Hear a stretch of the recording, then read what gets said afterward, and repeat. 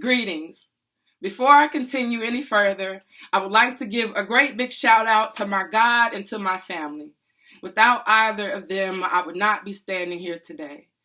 It is because of you carrying me through the sand that I am able to stand before you all. I would also like to thank a host of friends that I will not begin to attempt to name, but please note that your support has been pivotal to my survival. I would also like to extend my gratitude to the Lupus Foundation of America, North Carolina Chapter President Jenny Price for extending the invitation for me to speak today.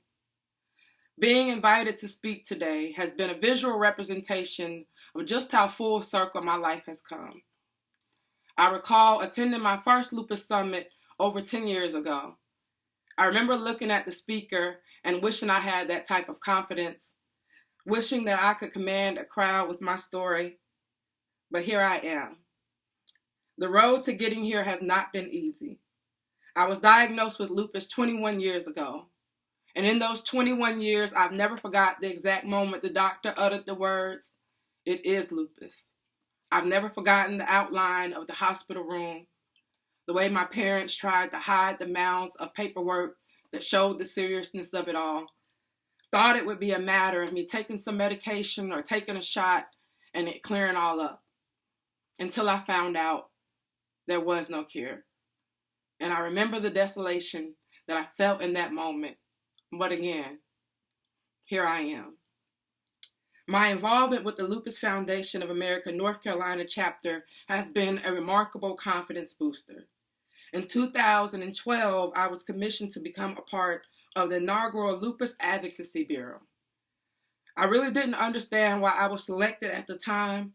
I was later informed I was extended this opportunity in part due to an online exchange I had after an article ran in my local newspaper. I was asked to do an interview regarding patients' experience with dialysis. Upon completing the article, I read the online comments.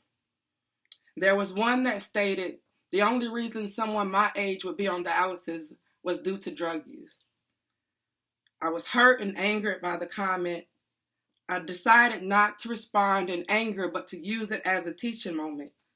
I explained to the gentleman what lupus was and how it had affected my body.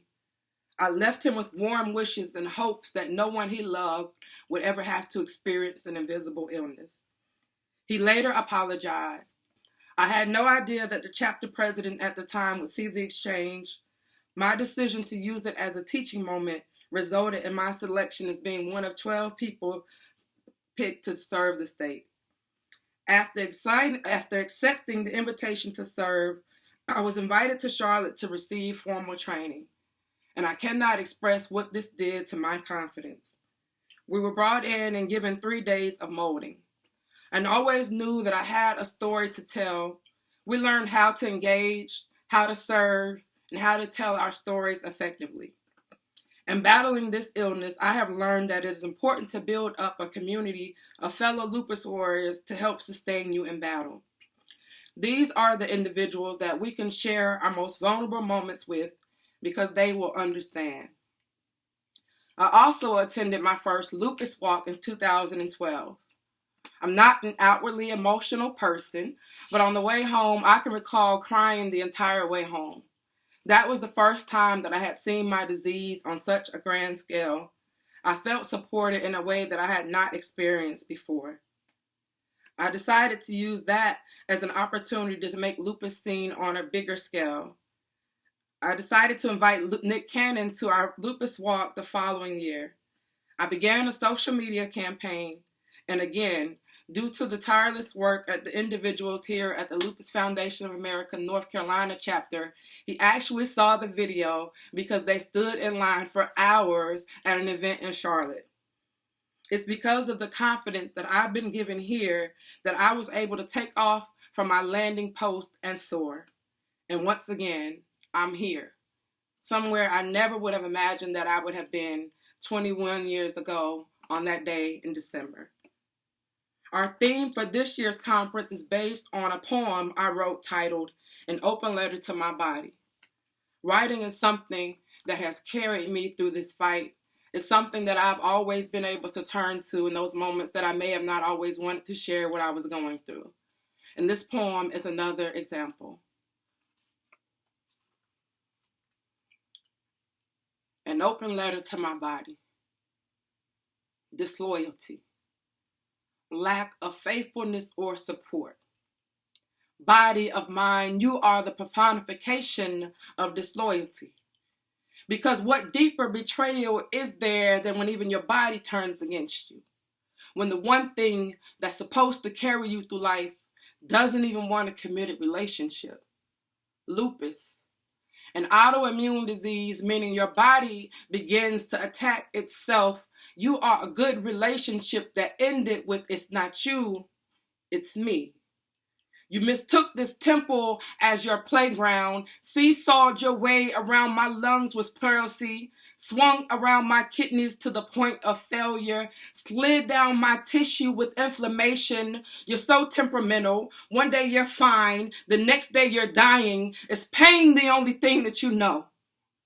Because you act like you don't know what healthy feels like anymore. Body of mine, you decided to wage war. I never asked you for battle. Why you gotta be so selfish?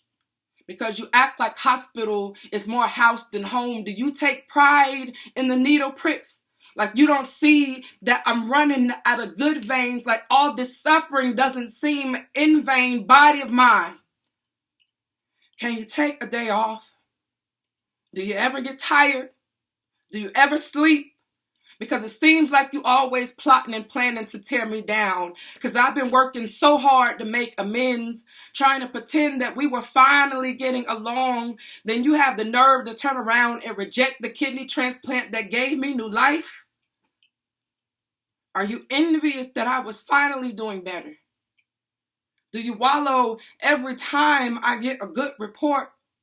Or is it the fact that I'm still able to smile despite you, the reason that you try to hurt me more?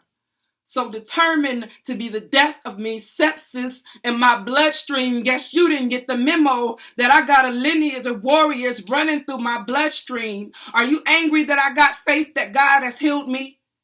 Because I'm constantly binding you up and demanding you to get in line. Body of mine, you may win the battle, but I will always win the war. So even when every part of me is still hurting, I still find something to look forward to. My heart is still beating, left ventricle screaming hope, right ventricle exclaiming faith, because I ain't never witnessed a trial that didn't make me stronger. You thought you tore me down, but what you really did was gave fuel to a monster. You keep shooting me with your best shot, but I'm bulletproof, strong amidst the bruises, bigger than the tears. You must have forgot that I'm a warrior. You can't kill a warrior when they have no fears. So between the arsenal of my spiritual weapons and the power of my tongue, I am well equipped. I never quit. Body of mine. If I were to frame my keynote address in the same manner that we do church sermons, I would tell you that my subtopic would be manifesting. I'm not going to wait until my change comes. This may seem odd because the expression is usually spoken of in the opposite manner. I'm going to wait until my change comes. But my rebuttal to that would be, what are we waiting for? I wrote that piece after being hospitalized for the first time in over 5 years. During that time, my doctor suspected that my kidney transplant was rejecting. I had been admitted with a major infection that became septic to my bloodstream. I wrote that poem during a time of tribulation from my hospital bed while I was still awaiting answers. I will never forget something that my mother told me a few months after my diagnosis. I was 18 years old. I had started chemo, and my hair had already begun to come out. I came home from treatment one day, and I had been sick on my stomach all day. I remember sitting on the edge of the couch and looking at my mom and telling her, I can't do this anymore. She looked at me and she said, isn't today better than yesterday? I replied, yes. She said, well, then tomorrow will be better than today. And in the typical fashion that mothers usually are, she was right. And I have come to know since that time that tomorrow may not literally mean a few hours from now, but there will come a tomorrow that will be better than today's sorrows. My mother taught me the source of manifesting in that moment and not waiting until my change comes, but to expect for it to happen. I spent years immobilized with the thought of, if there's no cure, then I must be dying. I have a saying that I live by now. Change your mindset, change your life. We lose so much of a life we previously known when this disease reveals itself in our lives. We say goodbye to a life we formerly knew as normal. We no longer have the ability to determine what our day-to-day living will look like. And the unexpectedness can sometimes send us into a whirlwind of disparaging thoughts. But if we don't have the hope that things will one day get better, then what do we have? I cannot stand before you today and pretend that I've never had those thoughts. But in the same light, the fact that I'm standing before you today to tell you not to wait until your change comes is proof that having the hope is the pathway to the fruition. It's something that we can do that we do have power over, and that's how we choose to wait. During the time I spent awaiting the results of my kidney biopsy to determine the rejection of my transplant, I began to speak life over my body, over this kidney transplant that my brother had so graciously given. I've had to manifest beyond what I've seen so many different times in my life. It's depressing to get bad news on top of worse news and followed by seemingly the worst news. I started dialysis 2 weeks after becoming the first in my family to graduate from college. And I was the youngest person at my dialysis center. I saw people cold. I saw people leave and never come back. And even with all that, I saw myself beyond the dialysis machine with the kidney transplant. I kept my dialysis port in for 2 years, and that's way past the time that they suggest.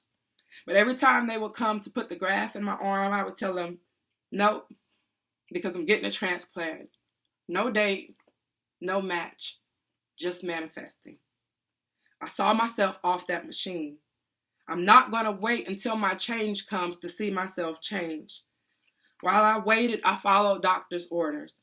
I did everything to get myself into position to get what I had been manifesting. Sometimes it's more about what we do during the waiting period than the trial that we face. I've heard the expression, this battle is for me. While I would not have chosen the trials I've had to face, I've chosen how I will face them. The doctors eventually revealed during my hospital stay that my transplant had began to reject, but it was reversible. How many times do we get caught up in the bad news that we don't see any good news? That's the way I've come to look at this diagnosis. Although it completely knocked me off my feet more times than once, I never waited until my change came to see myself change. I manifested it. And until then, I'm going to speak my faith until my healing comes, because that's the type of faith that I have. That's the type of manifesting that I believe in. I would like to close by issuing a challenge for you all to write an affirmation for your own manifestation you desire in your life. Something you can recite daily or stick on a note card, as I often do, and place throughout my house. And if nothing else, I leave you with the words of affirmation that my mother spoke to me, that I hope that you will carry with you as well. Today will be better than yesterday. Tomorrow will be better than today, whenever that tomorrow may come. Thank you again for having me.